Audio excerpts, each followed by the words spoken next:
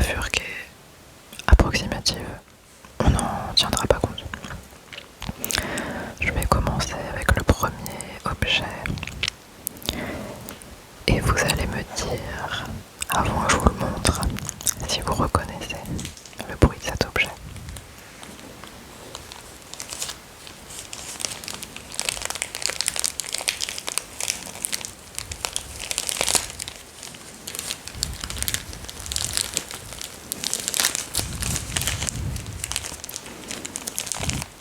Oups, je crois que je l'ai un peu montré.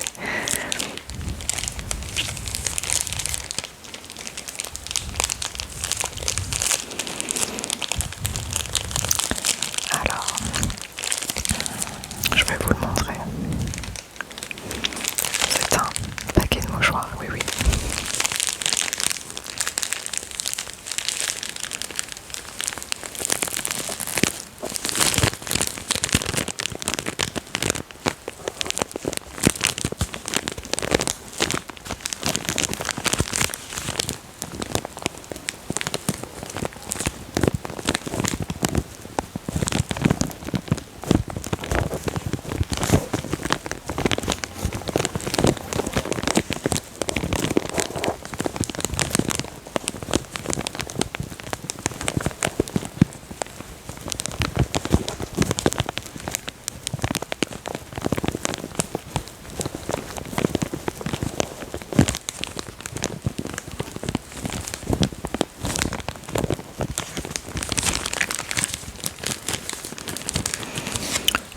Je n'ai pas d'anecdote particulière à raconter sur ce paquet de mouchoirs.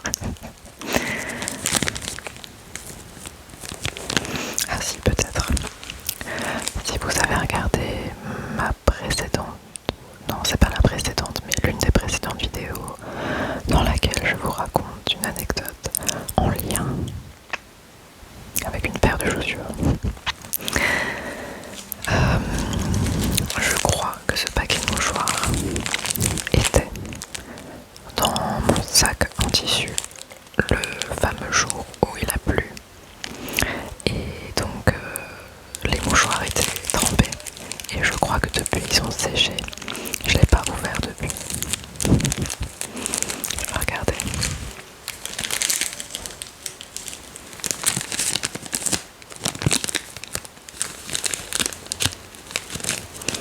Ils m'ont l'air impeccables.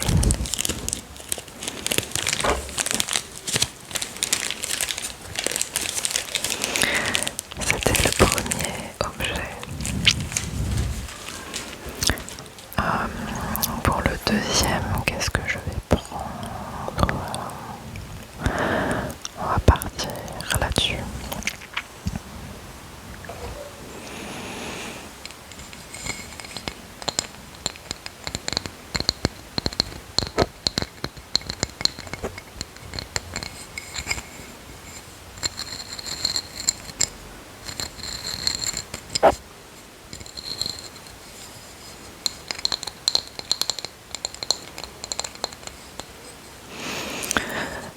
C'est un grattail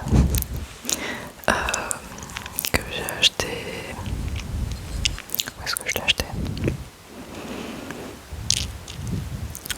Je l'ai acheté sur un marché en Provence. Mais où? Je me souviens plus du nom du marché. Non, je me souviens plus. Je sais que c'était près de Allemagne en Provence, si vous connaissez. Et j'adore l'ail. Donc quand j'ai vu ce petit objet, je me suis dit, il me le faut. Et finalement, je m'en sers pas du tout comme grattail parce que, je sais pas, j'ai peut-être pas chopé le coup de main, mais j'ai du mal à m'en servir parce qu'une fois qu'on a gratté la gousse, c'est difficile de la récupérer. Donc en fait,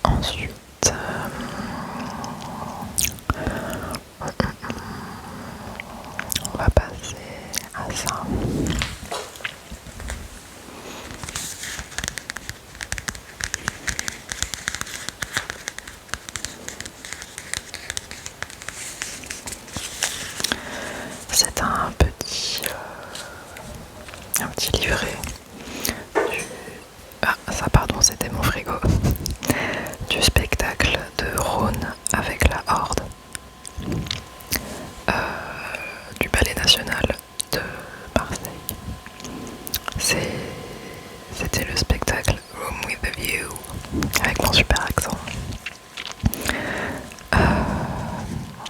J'adore Ron, j'adore la Horde.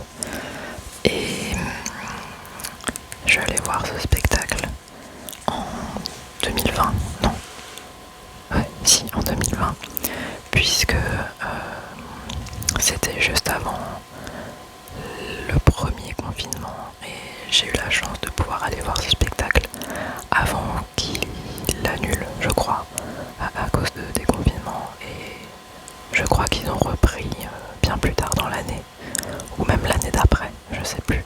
En tout cas, c'était absolument génialissime et je suis trop contente d'avoir pu vivre ça, et surtout à ce moment-là de la vie où c'était particulièrement étrange. C'était vraiment le dernier spectacle auquel j'ai pu assister avant tout ce qui s'est passé, et c'était un sacré spectacle.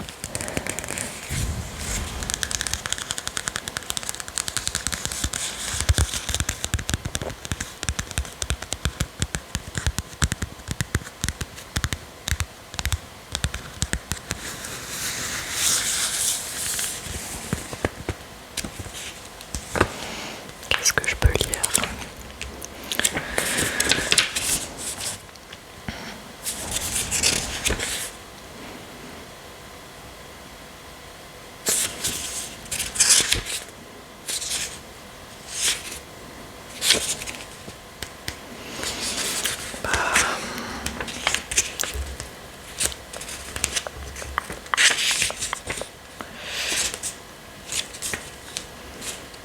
Écoutez, je vais lire la partie sur Ron.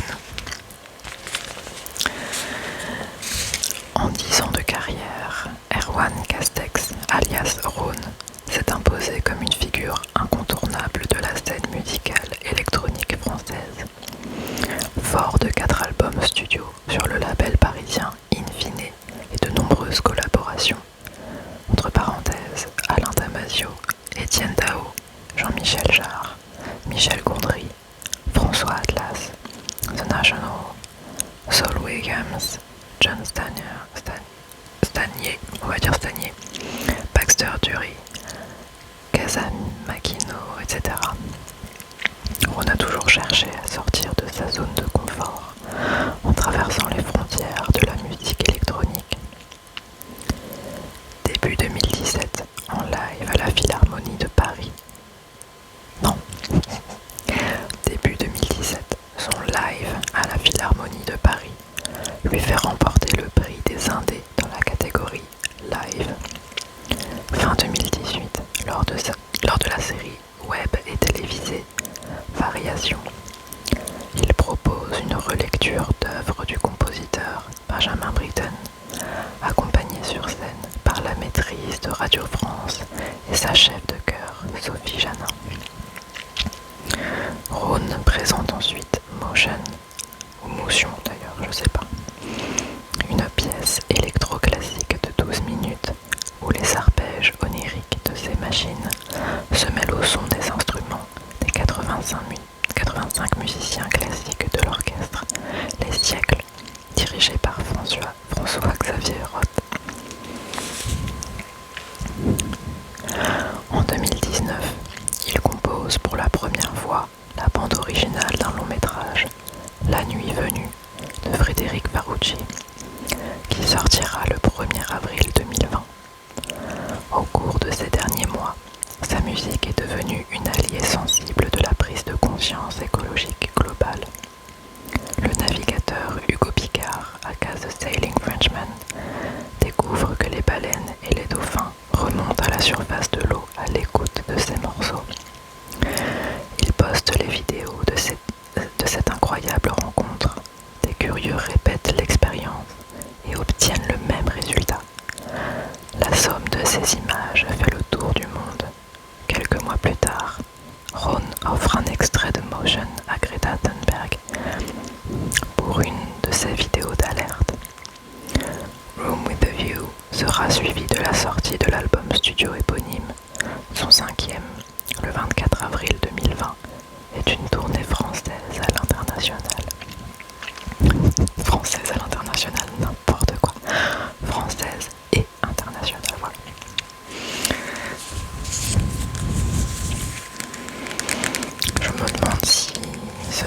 qu'elle n'est pas dispo sur internet, mais c'est pas la même chose que de le vivre évidemment, mais si vous avez l'occasion de le regarder, je vous invite à le faire. Désolée pour le bruit de mon frigo, je tourne dans ma cuisine.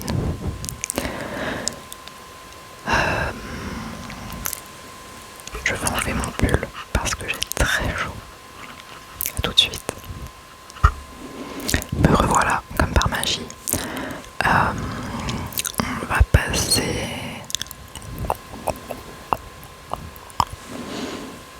à ça.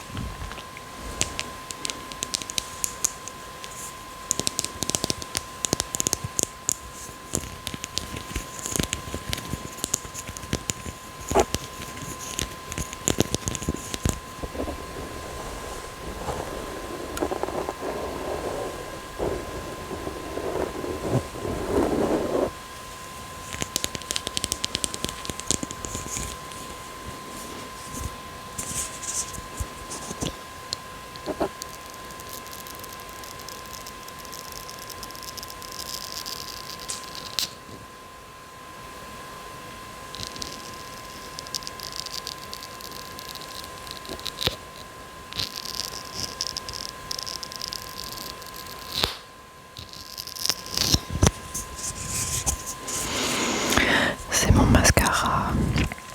Je l'ai acheté il n'y a pas très longtemps et je l'aime pas du tout. J'aime pas la brosse.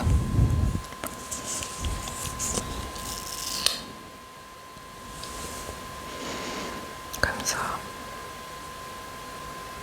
Comment on fait? Est-ce que vous la voyez? Bon bref, elle est grosse et en caoutchouc là, en plastique, et je préfère les petits poils tout fluffy là.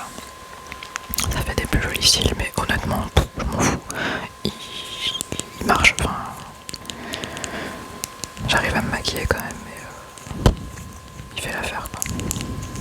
Pas dingue, mais ça va. Il fait son taf de mascara.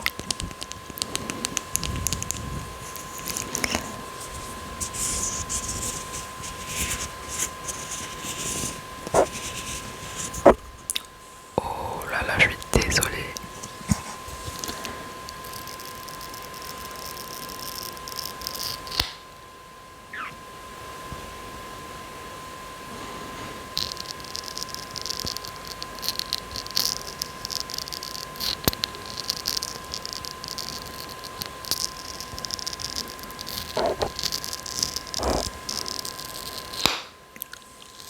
J'arrête. On va rester dans l'univers de la salle de bain et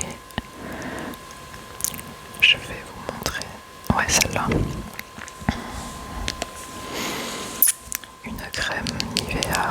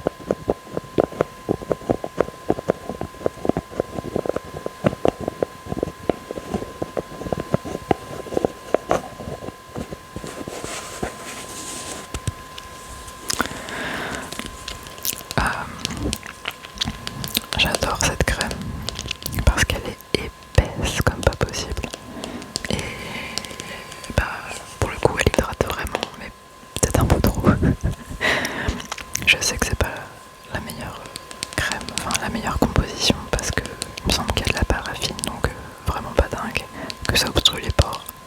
Y a rien qui va, mais j'adore cette sensation d'être hydraté, quoi, nourri. Et bah, il n'y a pas énormément de crèmes comme ça, elles sont souvent très aqueuses.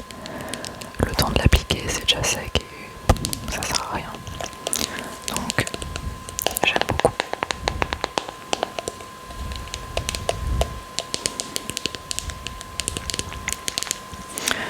Aussi, je suis un peu toquée et je suis obligée d'avoir de la crème dans chaque pièce de ma maison et dans mon sac à main. J'en mets sur mes mains tout le temps, tout le temps, tout le temps, tout le temps. Si j'ai pas de crème, ça va pas. Donc avant celle que je viens de vous montrer, j'avais celle-ci.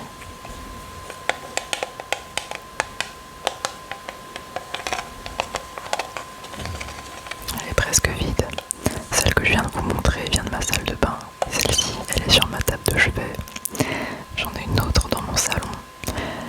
Et j'en ai deux dans mon sac à main parce qu'il y en a une qui est presque finie. Et alors, j'ai pas du tout envie de me retrouver sans crème. C'est grave.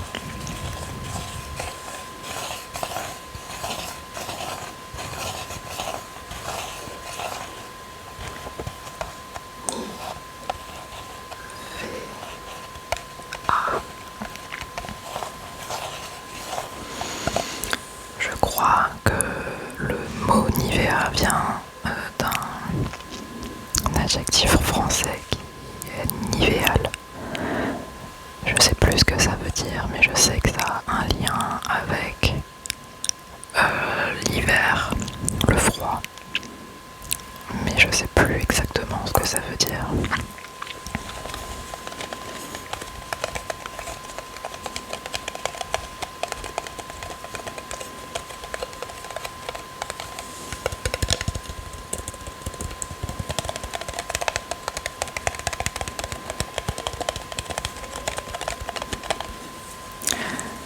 Le prochain,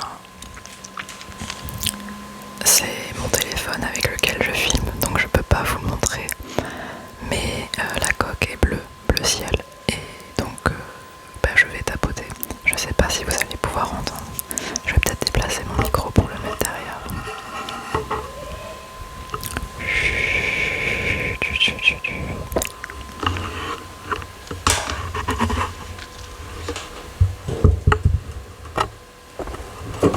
Oups, là, à la droite.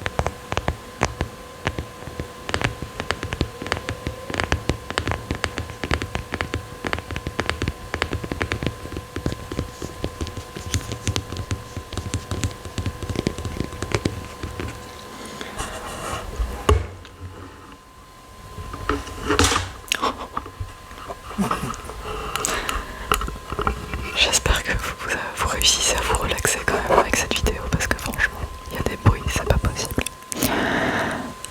Ce téléphone, c'est mon premier smartphone. Pendant très longtemps, j'ai essayé de retarder le moment où j'en aurai un parce que quand je vois comment je suis avec mon ordinateur, ou à l'époque j'avais une tablette, je passais ma vie dessus. Et donc je m'étais dit que j'avais quand même toutes les applications nécessaires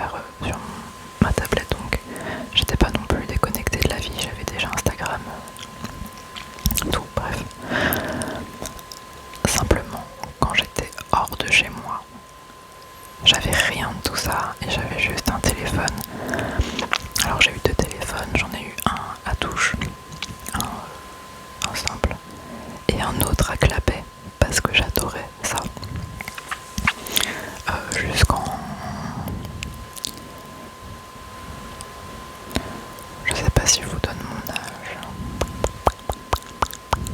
On va dire que j'étais à la fac quand j'ai eu mon... J'étais... Attendez, je sais pas quelles informations je vous donne. On va dire... Je vais vous donner mon âge, on s'en moque. J'ai eu mon premier smartphone à 25 ans. Et avant ça, ouais, du coup j'avais des téléphones qui servaient vraiment juste à appeler ou à envoyer des messages. Ou à en recevoir évidemment. Et c'était génial parce que j'arrivais à vivre comme ça. Quand je prenais les transports en commun, je regardais dehors, je regardais ce qui se passait, je pensais, enfin, voilà, et je voyais tous les gens la tête baissée sur leur téléphone et je me disais purée, je veux pas être comme ça et je savais très bien que le jour où j'aurai un smartphone, je serai comme ça, enfin, c'est évident. Et donc j'ai essayé de repousser ça le plus tard possible et en fait quand je me suis vraiment lancée dans la vie active, il me fallait un téléphone plus récent, on va dire. Et donc à mes 25 ans, le jour de mon anniversaire, j'ai eu mon premier smartphone et ça n'a pas comment on dit, ça n'a pas manqué, ouais c'est ça qu'on dit. Je suis devenue cette personne qui est toujours sur son téléphone et qui ne peut plus faire sans. Maintenant que j'ai découvert Google Maps, enfin même tout en fait, c'est un repère quand je sors, je peux pas être sans mon téléphone, j'en dépends pour tout et de toute façon on peut plus faire sans pour tout ce qui est application bancaire, tout, on est obligé littéralement d'avoir un téléphone. Voilà. Mais en tout cas je suis très fière d'avoir réussi à pas sombrer là-dedans plutôt. Donc voilà, et là celui-ci c'est mon deuxième téléphone en fait, parce que le tout premier, je me suis trompée, je sais plus ce que je vous ai dit, mais le tout premier je l'ai cassé il y a bientôt un an je crois. C'est le même que j'ai gardé de mes 25 à aujourd'hui. Donc pendant plusieurs années il avait aucun pet, il allait très bien et un jour je sais pas, j'étais chez moi, je me suis levée, je sais pas comment, et j'ai trébuché et mon téléphone est tombé. Et en fait, ça a décollé, ça a dessoudé un truc qui faisait qu'il prenait plus la charge, et donc j'étais plus capable de le charger. Et il était tellement vieux que ça valait pas le coup de faire une réparation à plus de 100 €, donc c'est là que je me suis dit bon, il serait peut-être temps d'en changer, donc j'en ai acheté un autre. Et donc voilà, c'est mon deuxième smartphone de toute ma vie. Voilà. Ensuite, on va passer à un autre objet qui est ce petit pull que j'adore.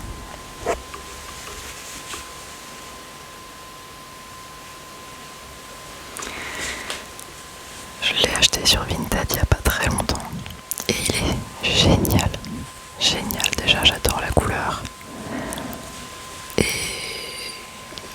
j'adore le porter, j'ai pas du tout de pull comme ça à manches courtes, j'aime beaucoup.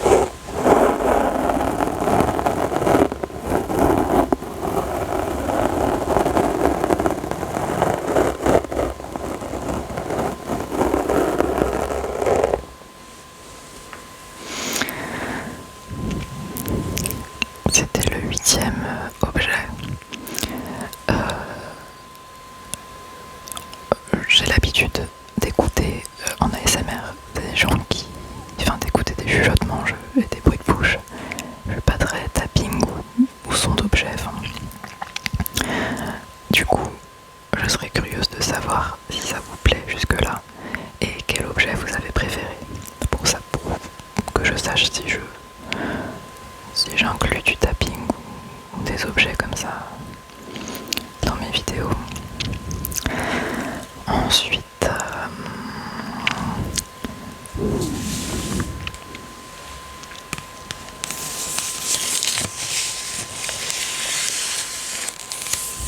c'est un rouleau de papier cadeau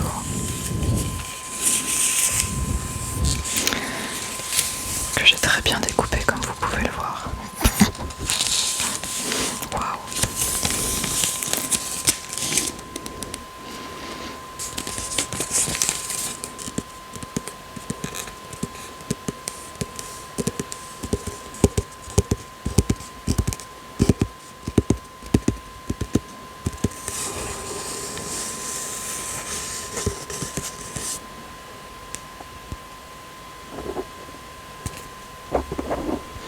Il y avait des fibres du pull.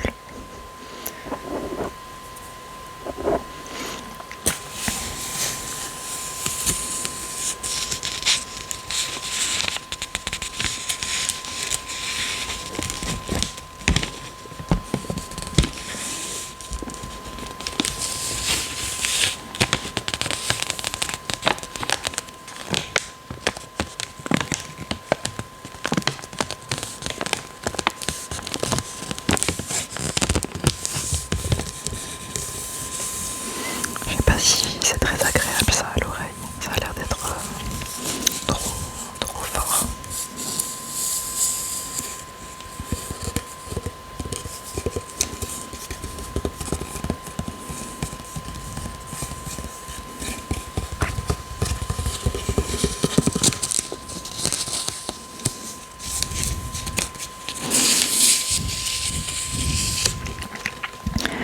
Et on va passer au dernier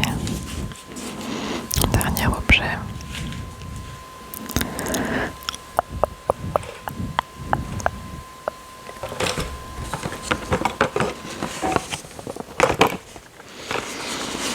C'est une boîte de stylo billes.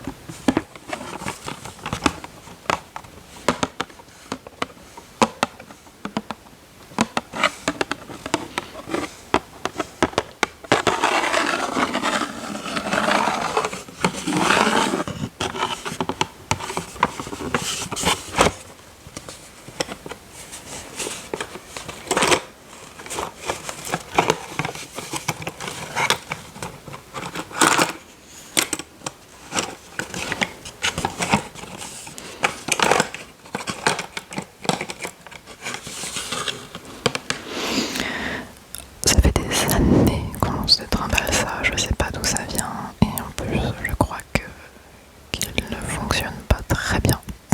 Donc voilà. Il y en a 50. Enfin il y en avait parce que la boîte elle a été un petit peu entamée mais je sais pas, peut-être qu'on va encore garder ça une dizaine d'années. Ouais.